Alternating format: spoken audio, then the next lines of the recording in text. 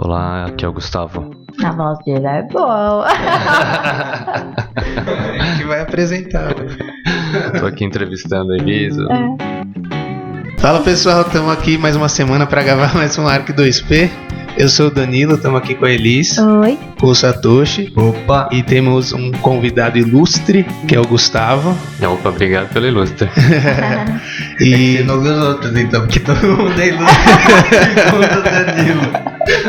É que aqui é só ilustres. Que a ótimo. gente só convida pessoas Na ilustres. seleção. Especial. Tudo ilustre. E por que temos o Gustavo aqui? Qual que é o nosso tema? Bioarquitetura? Joia. Aí ele avisa, não, é isso que eu vou falar. Opa, erramos. E então, para começar, acho que a gente pode... Gustavo, pode falar um pouquinho de você, conta sua experiência, onde você se formou, e aí a gente vai seguindo. Não, e conta também por que você veio aqui. Ele é um ouvinte nosso. É verdade, conheci esse ano o Arc 2P aí, já me salvou em muitos trânsitos, muitas viagens de ônibus longas, de carro e tudo. E aí recebi um convite, né, para participar aí, tá sendo uma honra poder falar desse assunto, né, e compartilhar um pouco do que eu sei, o que eu vivi, né, e pensar no futuro aí também, né, o que a gente pode sugerir, né. Perfeito. E, bem, eu sou o Gustavo Queiroz, né, trabalho com bioarquitetura, bioconstrução também, tenho uma vivência em permacultura, né, que é um outro assunto também que permeia, né, a bioarquitetura, assim, e, bem, sou formado na Belas Artes, né, formado há uns 3 anos já. Aí tive uma vida paralela, né, ao curso de arquitetura, seguindo por vários outros cursos, né, relacionados à bioarquitetura, né, em 2008, assim, sei lá, tem uns 10 anos. E aí aprendi sobre bambu, sobre terra, construção com terra, né, telhado verde. Desculpa só, na Belas Artes, em arquitetura especificamente. Isso, arquitetura e urbanismo. Isso. Tá. E aí, enfim, finalizei lá com a monografia, assim, não me arrisquei pelo projeto. Aí fiz sobre ecovilas, né, que era um tema que faz parte também da minha vida, eu participo de uma. E... Mora em uma? Não, ainda não. É um projeto futuro, assim. Legal. E é isso, assim, basicamente tem essa... A gente pode desenrolar mais aí pra frente. Acho que para começar, se você quiser falar um pouquinho da bioarquitetura, né, fazer meio que uma introdução pra gente que está ouvindo, tudo saber um pouco melhor o que seria exatamente a bioarquitetura. Então, pelo próprio nome já dá pra ter umas dicas, assim, né? Bio significa vida, né? E aí a bioarquitetura, ela tem esse viés, assim, né? De trazer mais vida para essa construção que vai ser feita, né? Tem algumas referências, assim, que a gente vai utilizar da arquitetura convencional, né? Sei lá, tipo a arquitetura conforto ambiental, né? A parte dos materiais é muito... Tem um grau de atenção forte, assim, na questão dos materiais, né? Tem um arquiteto espanhol, inclusive, que ele calcula, assim, a quantidade de calor que cada material gera na sua produção e aí ele define se aquele material realmente deveria estar na obra dele, né? Então tem níveis e níveis, assim, né? Tem algumas referências, assim, quanto à forma e até conceito, né? Por exemplo, quando a gente vai para a arquitetura orgânica, que foi um movimento mesmo que aconteceu, e a gente tem alguns arquitetos, assim, que foram direcionados, assim, nesse caminho, né? O Humbert Wasser é um outro arquiteto arquiteto não, ele era artista, mas a questão da arquitetura orgânica é mais pela forma, né? Então, questionando um pouco esse racionalismo da arquitetura convencional. Ou também um pouco pela questão orgânica, pensando em ser vivo, em uma coisa que tem vida, vamos dizer assim. Sim, isso é uma das questões, né? De você criar um ambiente que ele esteja integrado ao lugar onde ele está, né? Então, e que a bioarquitetura, ela preza pelo impacto mínimo, né, ao local onde está sendo feito também, né? Eu conheci a bioarquitetura através da arquitetura sustentável, né? Era um tema que estava em alta, assim, no começo desse século agora, assim, né?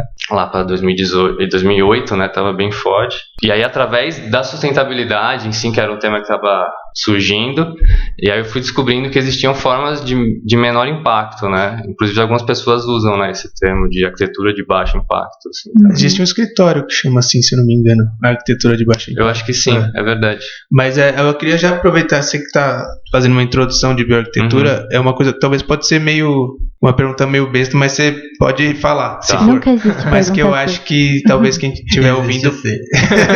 Não, mas os professores falam que não existe. Mas talvez quem estiver ouvindo pode estar com essa dúvida também, mas você acabou de falar de bioarquitetura, de ser diferente de arquitetura sustentável ou de sustentabilidade, e eu acho que muita gente acaba ligando os dois, achando que são sinônimos, né? É fácil de entender essa diferença entre um e outro?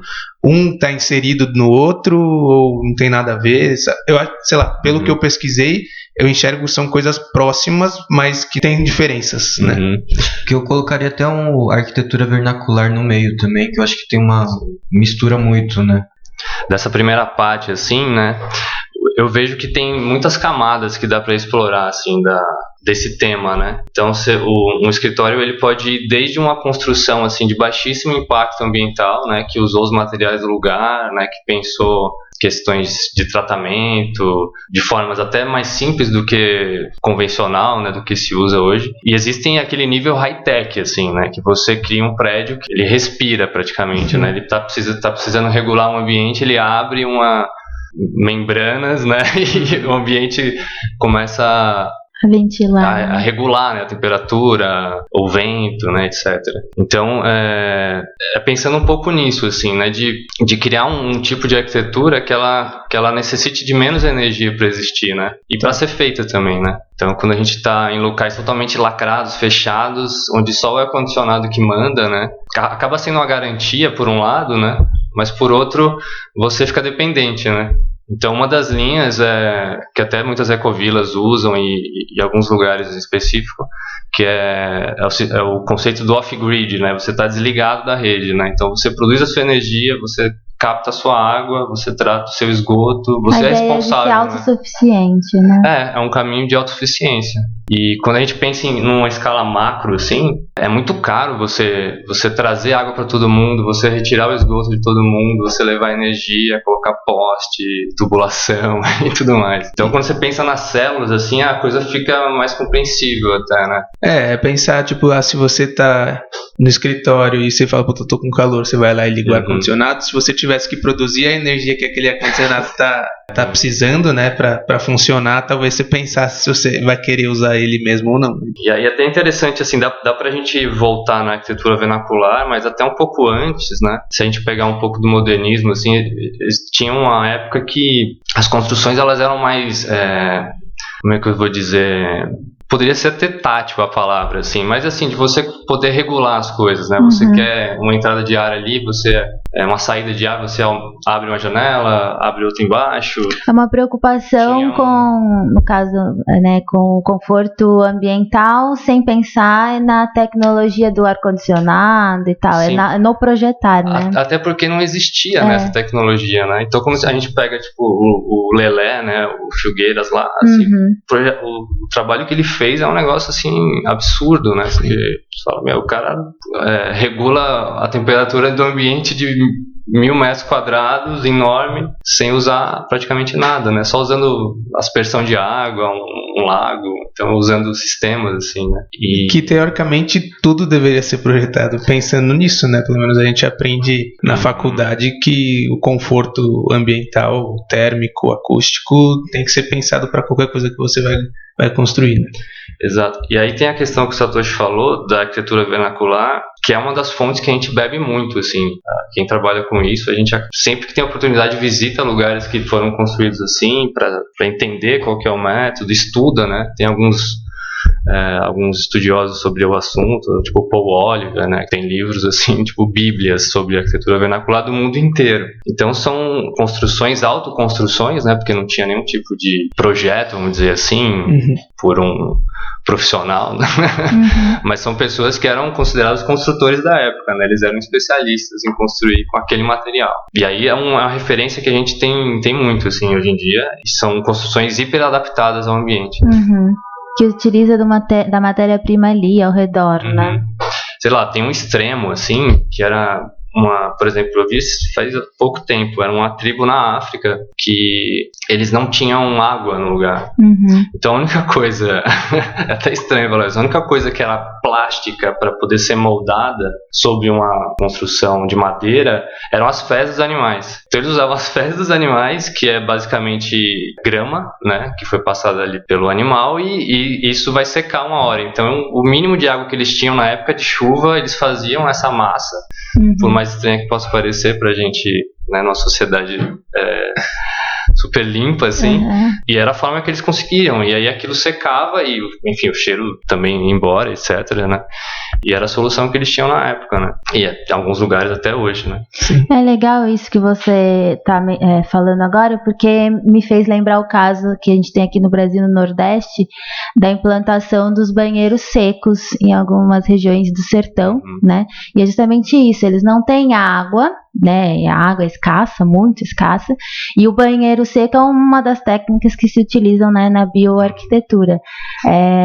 E é justamente isso, não existe a água, então ele é feito através de uma compostagem, as fezes, né, e a urina também, só que separados, né, e é interessante porque é aquela visão de que a gente tem que se adaptar realmente, né, a gente, eu digo a arquitetura, nós, seres humanos também, ao que é ao nosso meio, que ele oferece, isso já gera um impacto menor. Então é muito legal esses casos que mostram por que todo mundo tem que entrar no padrão de todo mundo construir ou só com concreto, ou só, e que ali, que até um pouco do modernismo, quando a gente traz aqui para o Brasil, claro que de uma forma não tão assim específica de utilizar da terra e tal, mas tinha essa coisa de, que eles falam de tropicalizar a arquitetura. Então na verdade é como que a bioarquitetura traz isso, como a gente se utiliza do espaço, né, ao redor, ali onde a gente está habitando, e quais são as saídas, ou seja as fezes, seja um banheiro, né, seco, enfim. Então acho que é um dos pontos que eu gosto muito da bioarquitetura é justamente esse. Mas assim. Só uma dúvida, Elis, esse banheiro seco, quando é separado número 1 de número 2, eles são cabines diferentes também? Então as pessoas, quando você entra, já sabem o que você vai fazer? É isso? Tem que saber, você tem que ser uma pessoa consciente. Não é pelo tempo que você fica lá que eles descobrem que você é número 1 ou número 2? São compartimentos. Eles vão para lugares diferentes, na verdade. Mas é a mesma cabine. O local é o mesmo.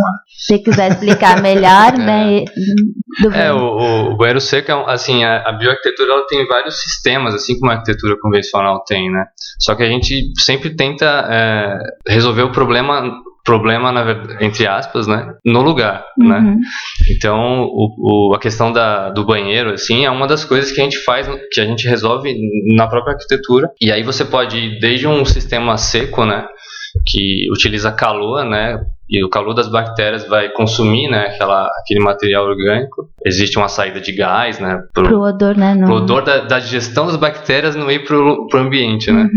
E aí aquilo sempre está seco, né, porque o nosso resíduo orgânico, né, ele é basicamente água. Então é pouca matéria orgânica. E aí um outro método é utilizando água, né, em si, que aí você pode direcionar isso para uma bacia de evapotranspiração, que vai consumir essa matéria orgânica e evaporar essa água que está em excesso, né. Então é um dos sistemas, né? Tipo, esquece a fossa que lançava pro lençol freático, né? Você cria uma bacia mesmo, é o nome, né?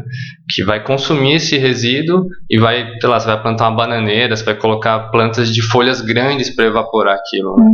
E aí depois isso vai ser utilizado para adubar uma plantação, enfim. E aí tem um outro exemplo que é o biodigestor, por exemplo, que você lança ali na cidade, se paga com água mesmo, tudo junto, e aquilo vai ser enviado para uma câmara, né? Isso vai gerar um gás que você pode usar na cozinha, por exemplo, ou usar para acender, sei lá, uma luz, etc. Depende de onde você estiver. Produzir. É uma energia limpa que é muito utilizada em produções de animais também, né? Para dar destino às fezes de animais. De porcos, Tem casos aqui acho que em São Paulo tem no Rio também, um grupo que, sei lá, 5 casas numa favela, assim, eles juntaram num biodigestor e eles produziam gás, nunca mais compraram gás, assim. Então é fechar os ciclos, né? Aquela coisa que a gente repete tanto, mas tem um pensamento mais cíclico do que linear, assim, né? Muito.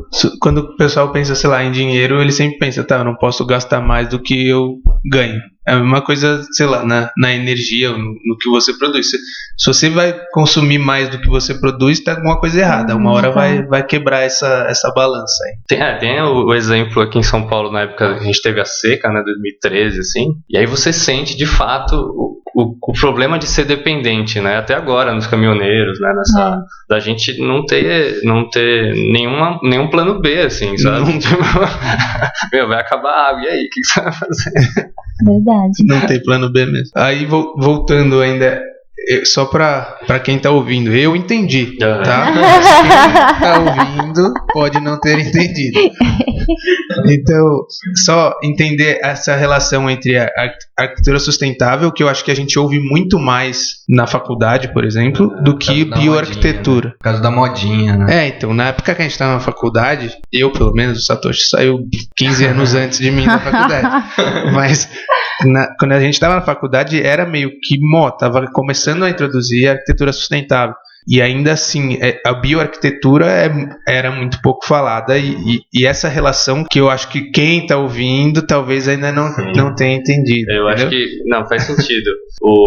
Respondendo assim objetivamente, eu acredito que a bioarquitetura está dentro da arquitetura sustentável, né? Tá. Ela poderia ser um braço, um assunto assim, talvez mais não tão dependente à indústria, eu diria. Tá. A arquitetura sustentável, ela tem níveis assim de que usam uma tecnologia muito grande, só que aí você está dependente de um terceiro, né? Uhum. E a bioarquitetura você pode tentar resolver isso no lugar. Às vezes a fundação da sua casa, do seu terreno, vai virar as paredes da sua casa. Você pega as construções de taipa, construções de cobre, né, que é um outro meio, né, de fazer. Outra técnica. De você usar a terra crua, sem queima nenhuma, ela, às vezes com um pouco de água, você organiza, né, as partículas dela de areia, argila, silt, né, que são materiais pequenos. Existem casos de taipa, de pilão, né, que eram as construções que começaram no Brasil, etc., que hoje em dia já colocam um pouco de cimento, sei lá, 10%,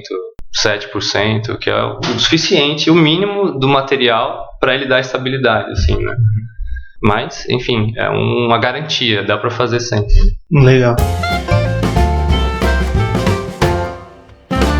Já que você começou a entrar um pouco nas técnicas, eu acho legal, você trabalha com todas, vamos tentar fazer um resumo. Tem de bambu, né? Aí com a terra, que tem várias técnicas diferentes, talvez a mais conhecida seja de adobe e a de taipa, né? Que também a taipa lá na região Nordeste também era e ainda é utilizada. A taipa de mão, né? A taipa de mão. E você faz uso de todas? Como é que é? Assim, como arquiteto, eu acho que eu consigo projetar todas as técnicas, assim, a gente consegue, trabalhando dentro da bioarquitetura, assim, dá para pensar, assim. Eu preciso avançar um pouco mais no conhecimento em relação à madeira, né? Uhum. Eu sinto que é uma área para eu continuar me especializar mais, assim. Mas a gente vê que, por exemplo, comparando, sei lá, eu trabalho muito com bambu, nas estruturas em si eu trabalho com bambu, existem técnicas de terra que são estruturais também, né, a terra ensacada, né, o hiperadobe, o superadobe, que são técnicas, assim, abrindo um parênteses, né, que foram feitas, foi um concurso que teve, né, da NASA para construir na Lua, falava, e aí, o que a gente vai fazer para criar algum tipo de habitação na Lua? E aí esse arquiteto iraniano, né, o Nadir Khalil, ele falou, não, a gente vai levar só os sacos e vai usar o material do solo lunar. E aí isso acabou, enfim, não vingou essa história para a Lua, mas vingou para cá, para a Terra. E aí tem sido uma técnica super disseminada e que ela é estrutural, assim, né? Então você já faz as paredes, as janelas, né? Você também consegue fazer, portas, tudo. E é uma técnica super, super utilizada. O que mais? Aí tem especificações, né? Tem a taipa de mão, que é uma técnica de vedação, né? Que é antiga, mas a gente já reformulou ela. A gente usa bambu, hoje não usa mais madeira, porque a madeira também não é algo que está assim tão vasto, né? E a taipa de pilão, né?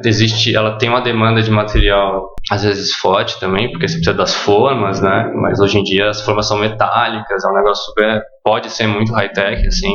O pilão é um pilão com pistão, sabe? Você não tem esforço físico de ficar pilando a terra a cada X centímetros.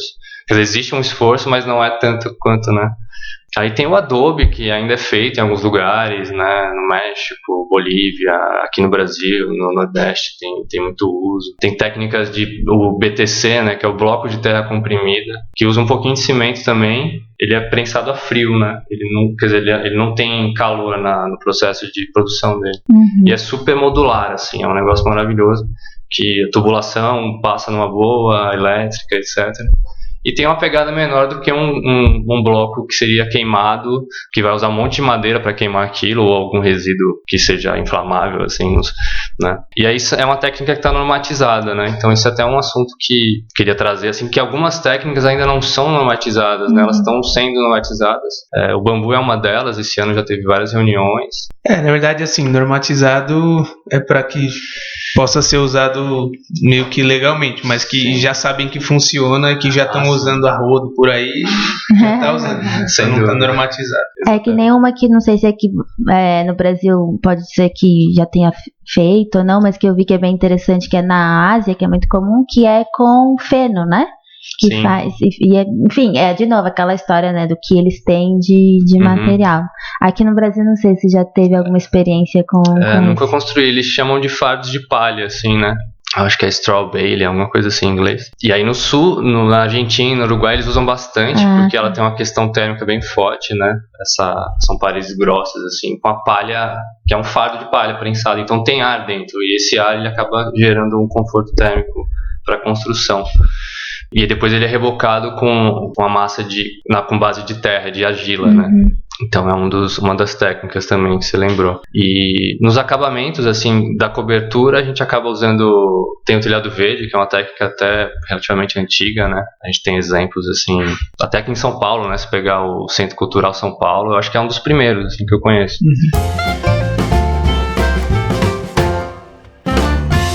Uma coisa que eu queria te perguntar, eu acho que hoje, não sei como que tá no Brasil, até na verdade pode ter uma relação com uma outra pergunta que eu ia fazer, mas ainda se enxerga muito tanto a arquitetura sustentável, talvez por conta dessa questão tecnológica, mas mesmo a bioarquitetura, quando você pensa na sustentabilidade, independente de qual meio você vai usar para isso, e se enxerga muito que isso vai encarecer a obra. Por mais que a pessoa saiba que talvez no médio e longo prazo isso vai se pagar, já tentei sugerir em alguns projetos meus de fazer o telhado verde e tudo mais, e além de encarecer a obra, a forma como o cliente enxerga, né, era algo que ele falava que a manutenção ia dar problema, que questão de infiltração, que ele sempre teve problema de infiltração na casa dele, porque tinha um jardim na varanda e Então, tipo, uma coisa, a questão de tecnologia pro telhado verde em si, de infiltração e manutenção,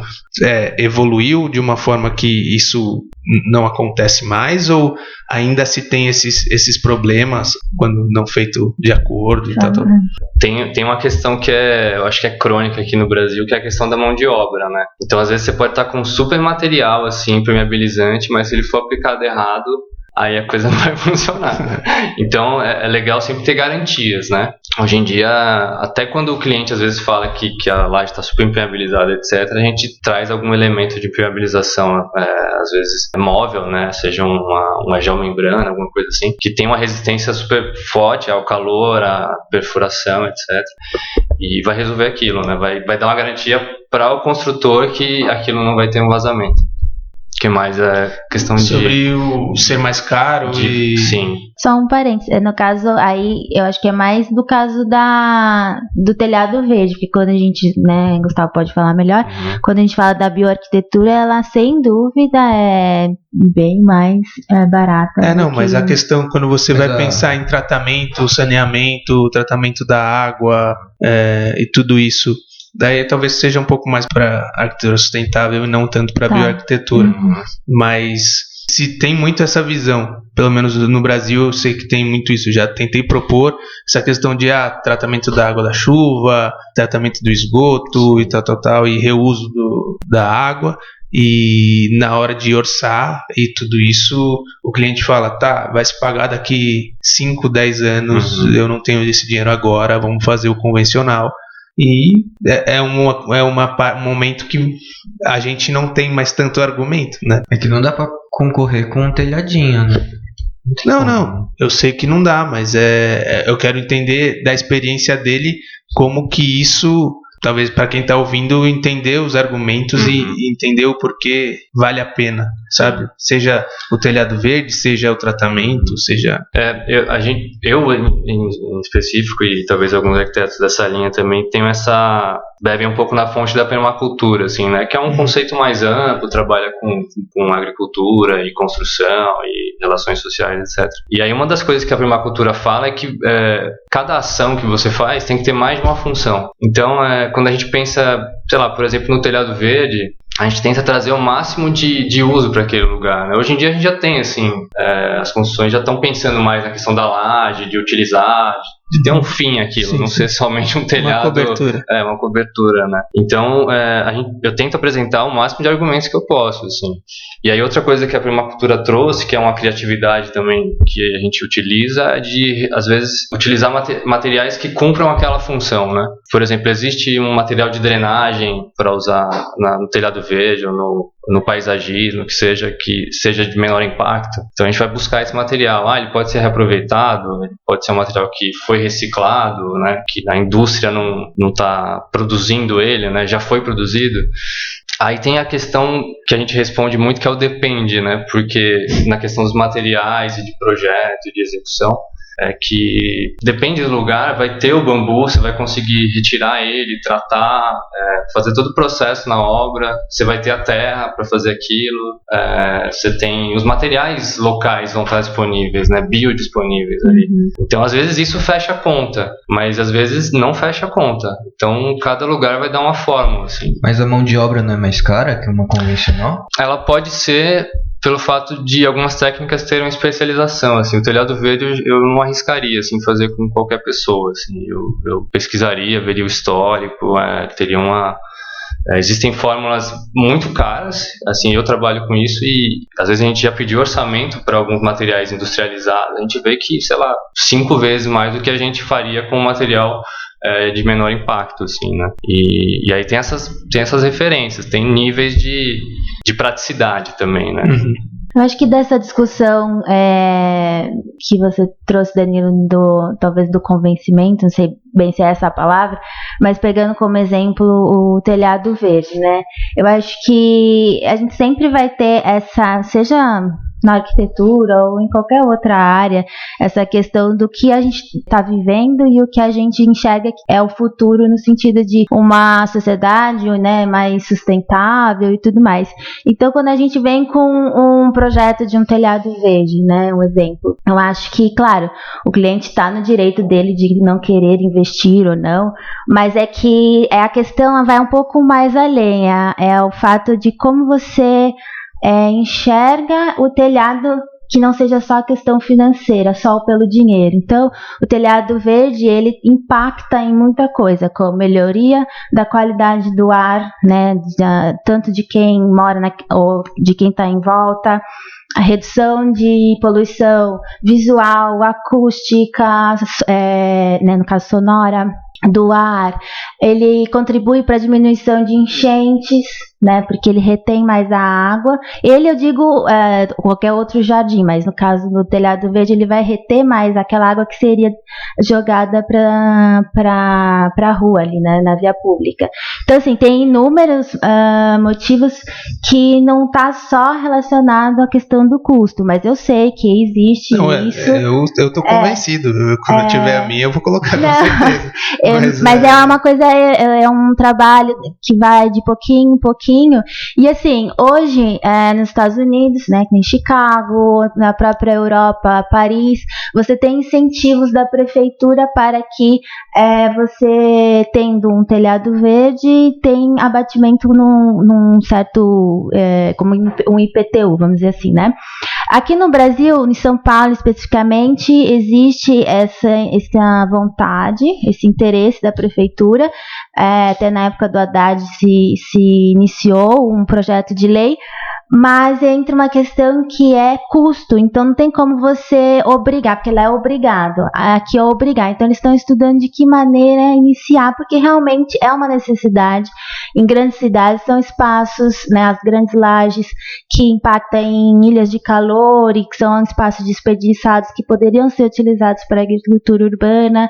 Então assim, eu acho que esse trabalho de formiguinha de, o seu cliente, olha, interessante, devo tentar explicar o máximo, só que eu sei que tem pessoas que vão medir só pelo Sim, preço, né? Com certeza. E o que eu acho que que eu sinto também nesse convencimento, além de tudo isso que você falou, eu sinto que no Brasil, que a gente tem menos referências e menos informações sobre isso, para eu justamente poder chegar para um cliente e mostrar, olha como fica, ou veja a alternativa que a gente pode dar para esse seu telhado, que para ele não ser só um telhado, né, que é como o Gustavo falou, de dar mais um uso para ele, mas eu enxergo que a gente tem ainda poucas referências para essa referência ser uma espécie de um argumento, né? Então, se você vai fazer um projeto de decoração, de interiores, ou só de reforma interna de um apartamento, ele vai no Pinterest dele lá e ele vai ver um monte de referências sobre como fica a madeira na parede ou a madeira no piso, e beleza. É uma forma mais tranquila de você falar, como vai ficar. E a arquitetura, a bioarquitetura, ainda se tem poucas referências para você conseguir mostrar para ele como isso vai ficar, e pelo menos eu enxergo aqui no Brasil. Aí pode ser também que, por favor, se estiver falando besteira, vocês me também é uma coisa cultural, né? Que sim, na Europa foi uma coisa construída, por exemplo, né? Então, se você pega os rios que eram poluídos e que eles tiveram a conscientização que precisava despoluir, esse processo levou o quê? 30 anos, 40 anos? Então agora que ele, tipo, de Copenhague lá, agora que eles estão nadando no rio, por exemplo, se a gente pegar o rio Tietê aqui, vai demorar o quê? 30, 40 anos, então talvez daqui 40 anos a gente comece a ter um pouco mais consciência das melhorias que ele pode trazer, sim, né? Sim. Então acho que é uma coisa que vai construindo com o tempo também, né? Tem a questão do impacto, assim, né? A indústria da construção é a que mais impacta, assim, no mundo, né? Chega a 30% a 50% de impacto cada atividade ali, a atividade dela, né? No planeta em geral. Então, eu acho que o papel do arquiteto, assim, é de colocar a mão na consciência e falar, esse material que eu estou especificando aqui, qual é o impacto ambiental que ele gera, né, para existir? Existe um outro material que cumpre essa mesma função? Existe um material que eu posso reaproveitar, né? Lá no Uruguai eu ouvi falar que lá parece que tem um modo de construção que eles utilizam bastante material que já foi utilizado, né? É questão de você reformar aquilo, vai lixar, vai envernizar, vai trazer uma nova estética para aquele material, né? Às vezes até funcional também. Eu tô lembrando aqui do Nordeste, por exemplo, teve alguns, até em outras regiões, né? Mas das pessoas não quererem mais as casas de taipa, por exemplo, né? A gente estava falando de referências, né? E aí eu lembrei daquele filme, tem um livro, né, da Arquitetura da Felicidade, que fala muito dessa coisa de referência, né? De você não ter uma referência de uma arquitetura moderna, e aí você quer aquela arquitetura do século passado, que, enfim, já tem uma estética, às vezes até estranha, né? Que não combina, assim, com o seu jeito, né? E aí no Nordeste teve isso, assim, com as pessoas abandonando, né, as casas de taipa, de mão, né, as casas de terra, que eram às vezes termicamente melhores, mas esteticamente ela não estava ainda num grau bom, né? Acho que só uma outra coisa também na questão do barbeiro, né? Porque muitas o problema não é a taipa em si, Exatamente. é o mau acabamento que acaba gerando aqueles buracos, e aí o inseto, né, o barbeiro, ele se instala lá e é o transmissor da doença de Chagas. Então isso também acho que acabou influenciando um pouco. Aí teve em vez de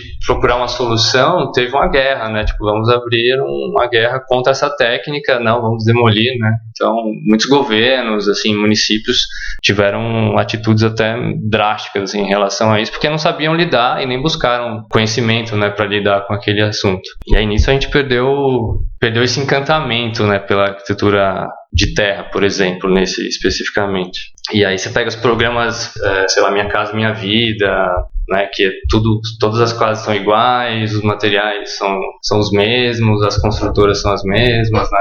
Os acabamentos, eles compram aquilo. O próprio material às vezes vem de distâncias absurdas, sendo que ali você poderia coletar esse próprio material. Eu acho que está nas diretrizes também, né? Acho que o arquiteto não tem nem como fugir muito daqui. Não, eu acho que aí não é nem o problema do arquiteto. Sim.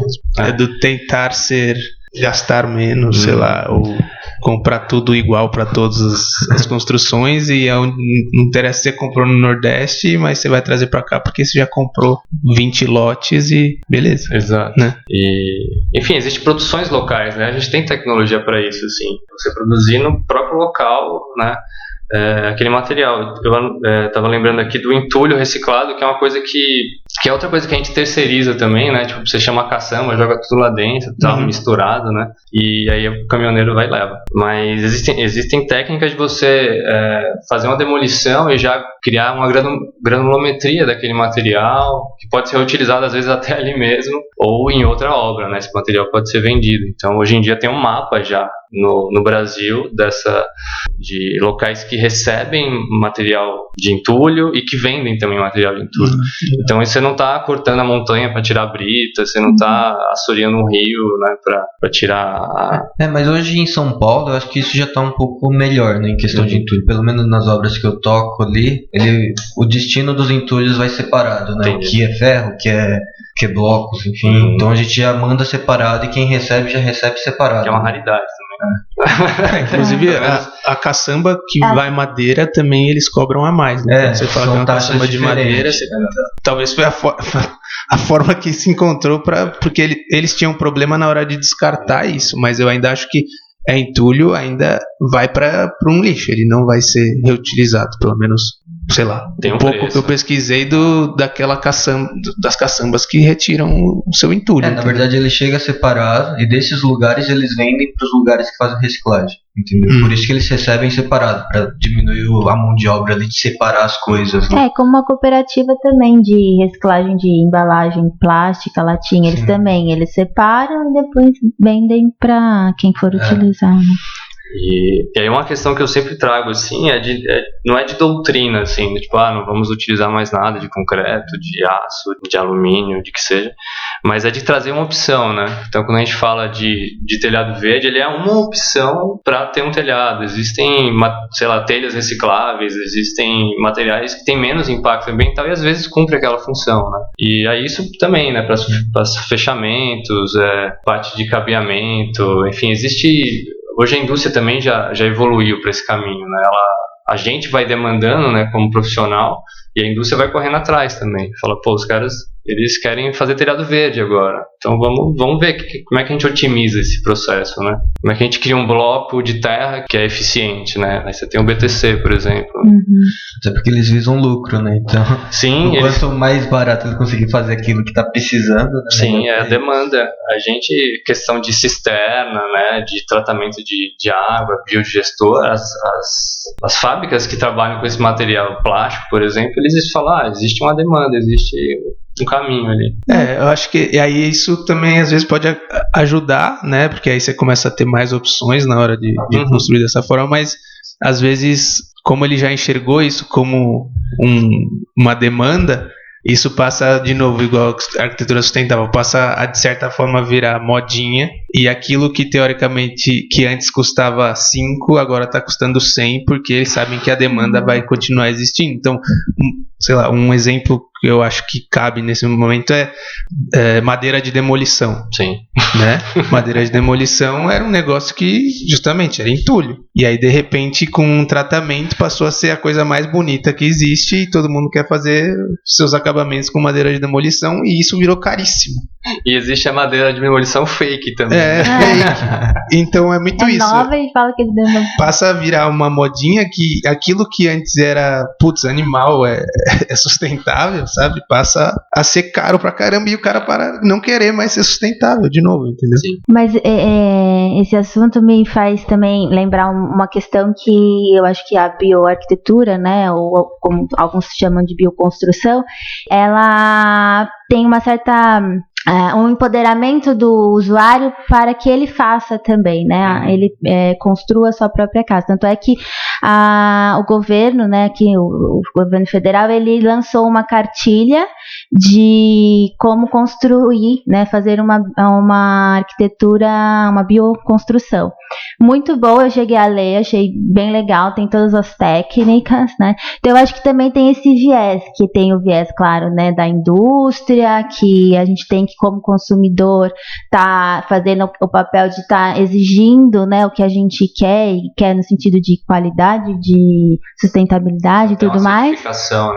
Isso, e ao mesmo tempo tem esse outro lado, que é da democratização da mão de obra, e que está, né, Gustavo pode falar um pouco melhor, e muito relacionado com a bioarquitetura, né? Sim. Vem a palavra que é, antes de ser bioconstrução em si, mas um assunto que está interligado, assim, é a autoconstrução, né?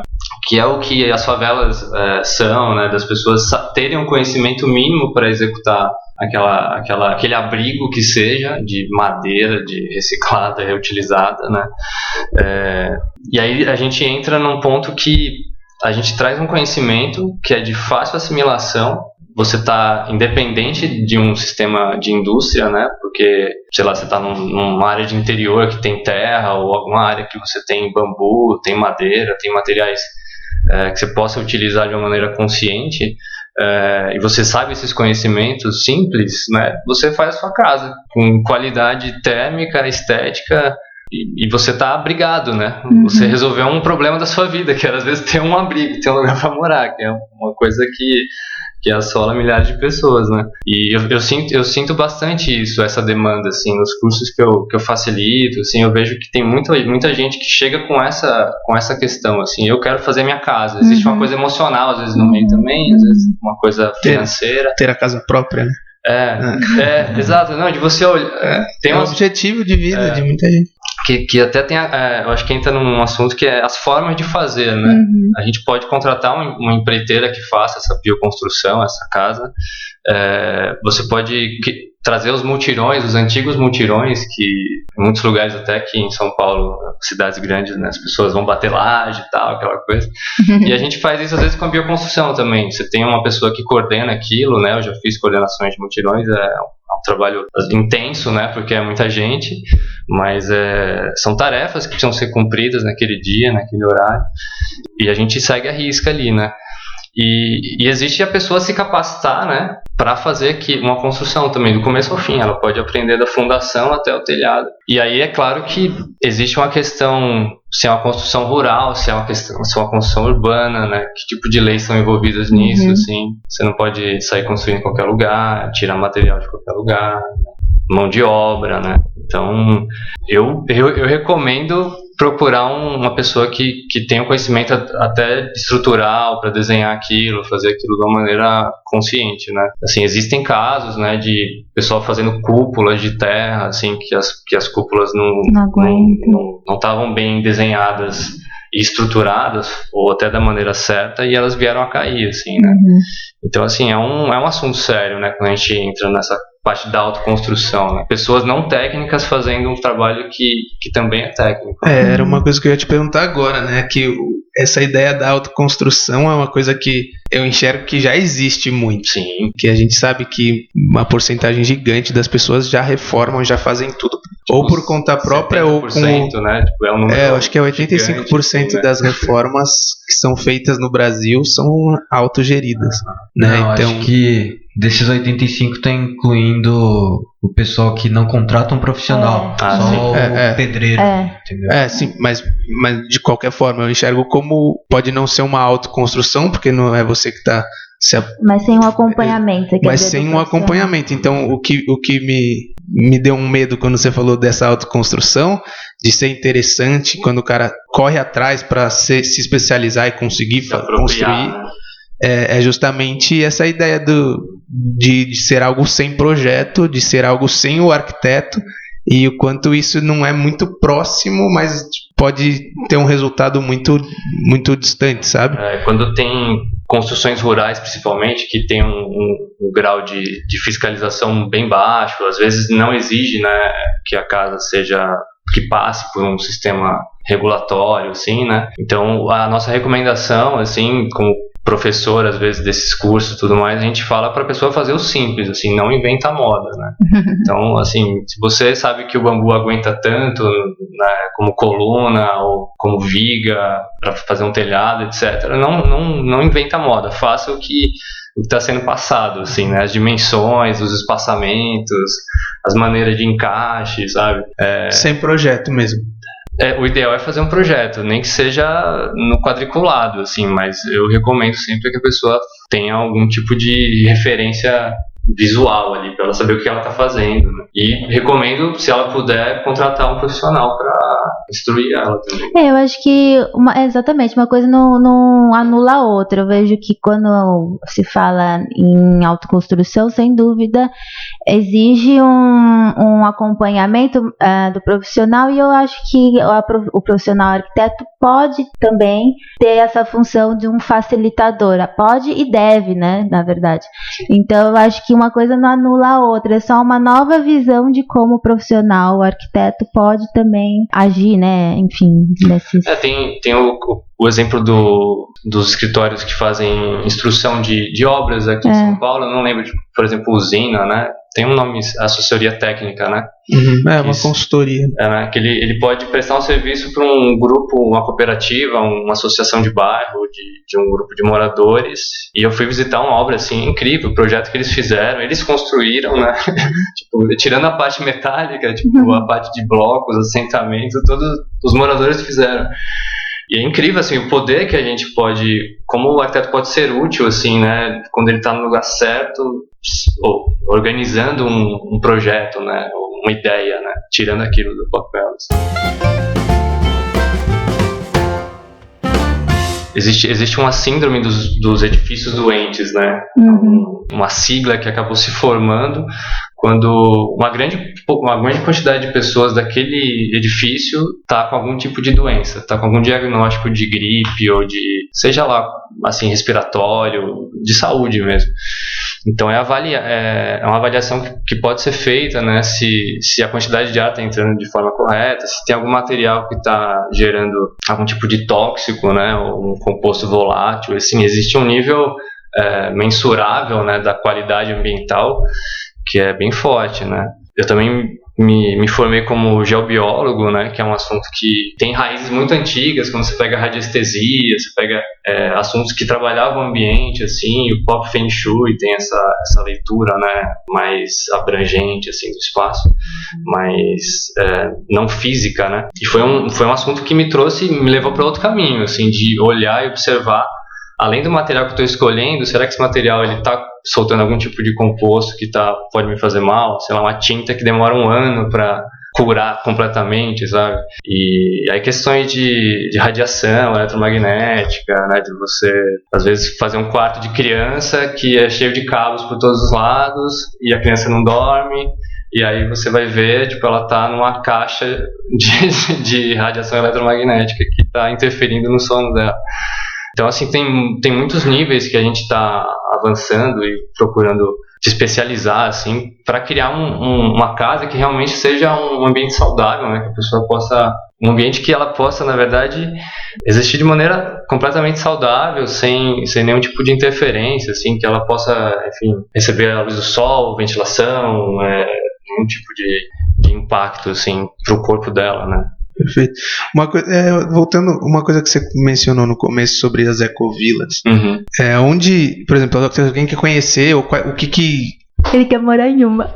Não, eu quero saber o que considera como, para ser uma ecovila, o que precisa ter, quais são os requisitos, e se tipo alguém quiser conhecer uma ecovila, se tem próximo, se não é próximo, se está muito afastado.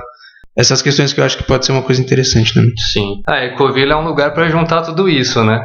Assim, tudo que existe de bom, tanto na questão construtiva quanto na questão dos relacionamentos sociais, é um espaço para você experimentar isso e botar isso em prática, assim, né? Então, assim, não é as 1000 maravilhas, né?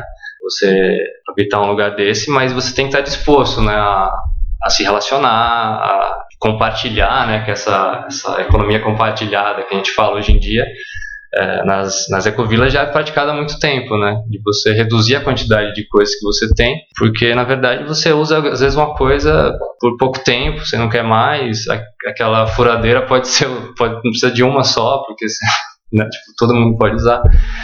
Então, assim, é um assunto super antigo também, né? Tem relatos, sei lá, da década de 70 até antes, né? Com cunhos espirituais, com colas que às vezes são de algum assunto específico, de alimentação, de yoga, de múltiplo também. Tipo, eu só quero estar num ambiente saudável, longe da cidade, sabe? Eu quero trabalhar em casa, quero plantar meu alimento, quero ser autossustentável mesmo, né? Quero estar independente do sistema, né? Então, é um meio de fazer isso. Dá para fazer na cidade também, né? Hoje em dia você já vê muitos prédios, né? Que, sei lá, lavanderia compartilhada, por exemplo, né?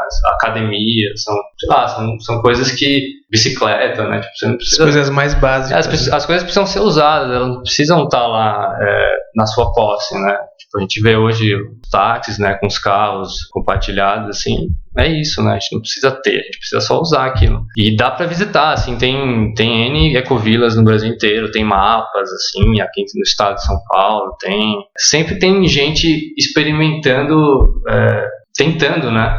Experimentar esse estilo de vida, assim. Pra quem tá acostumado com a vida urbana, talvez não seja tão fácil como você falou, né? As 1000 maravilhas, mas deve... É uma transição. Aqui em São Paulo teve exemplos, assim... acho que era a Ecovila São Paulo, assim, foi uma das que eu estudei, mas eu não consegui, não sei em que pé ficou, mas tinha esse conceito do compartilhamento, assim, as construções eram, não lembro se tinha algum peso, assim, na bioconstrução, na bioarquitetura. A bioarquitetura em si, ela tinha, porque, enfim, era super bem feito, materiais, a questão bioclimática, assim, era super bem resolvida, né? Mas eu não sei se ela fisicamente existiu, então... Lembrando que a ecovila não é que você fica distante das coisas, né? Você tem tecnologia, você tem uma vida normal ali, internet chega, enfim.